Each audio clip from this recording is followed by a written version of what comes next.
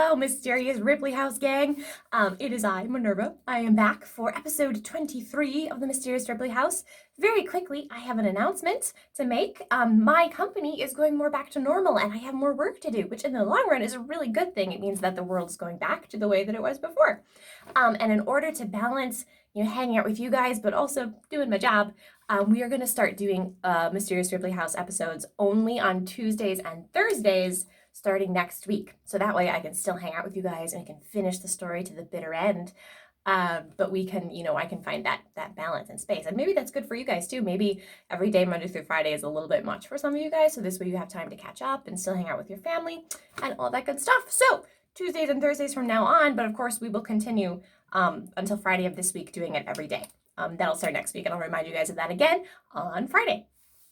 You guys really cracked me up last night. You gave some of the most hilarious answers to the side effect question that I've ever seen. They really cracked me up. I loved all of them, and I'm going to use one of them, but here are just a few, not all, but a few of my favorites.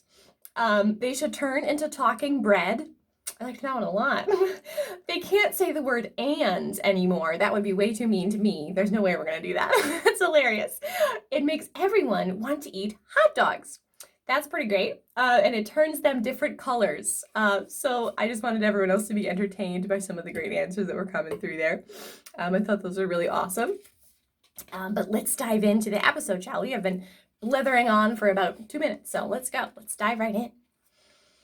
We will have to wait until tomorrow to find out whether or not Jim, Tim, Audrey, or Raphael guessed the real name of the singing dog.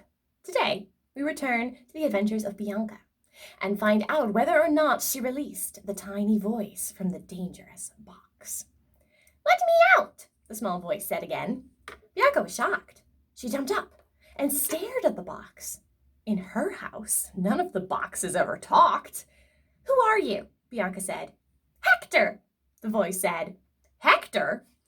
Bianca could hardly imagine a person named Hector being small enough to fit inside this tiny box.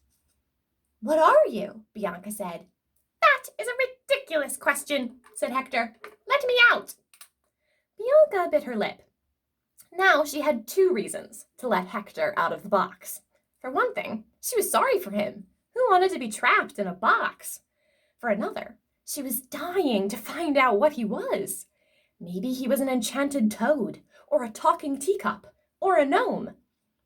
Nevertheless, the sign over the door had said danger. Bianca knew that meant that whatever was in these boxes was dangerous. "Are you bad?" Bianca asked Hector. "No," Hector said. "Really?" Bianca said. "I'm not bad," Hector said. "I'm just a little unpredictable. If you let me out, I'll help you 3 times. I will owe you 3 favors." Bianca said. "You agree to not do anything bad or unpredictable until my 3 favors are all used up?" "Absolutely," Hector said. "Okay," Bianca said. And with that, she opened up the box. Hector was a pixie with beautiful clear wings and a long pink nose and purple skin. Hector zoomed out of the box as soon as Bianca opened the lid. Then he landed in front of her and took off his top hat and bowed. "Hector the pixie, at your service," he said. Bianca bowed back. "What is your first favor?" Hector said. "Well," Bianca said, "I'm invisible, and I'd like to not be invisible anymore, so..." Suddenly, Bianca gasped. "But you can see me and hear me. I thought it was impossible to see." "Oh, invisible, are you?" Hector said. And here I was thinking you were a ghost. No, pixies can turn invisible, which is why I can see you. I'm sorry to say, some magic creatures will always be able to see you, whether you're invisible or not. You can't hide from them." "Oh," Bianca said. "Well," Hector said, "how about it? What do you want to use your first favor on?"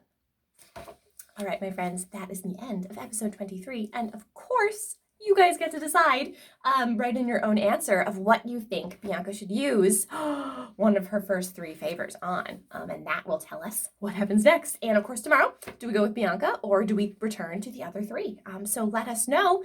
And tomorrow's episode will reflect it. as always. So vote, tell a friend, bring them on into the adventure.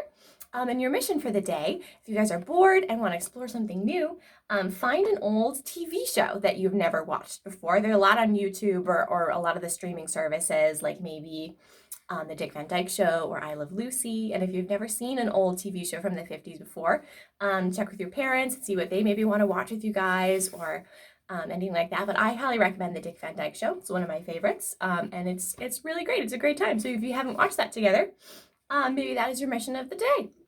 Check that out. It's very family friendly, parents, in case you're listening. But yeah, that's it, my friends. Stay valiant, and I will see you guys tomorrow.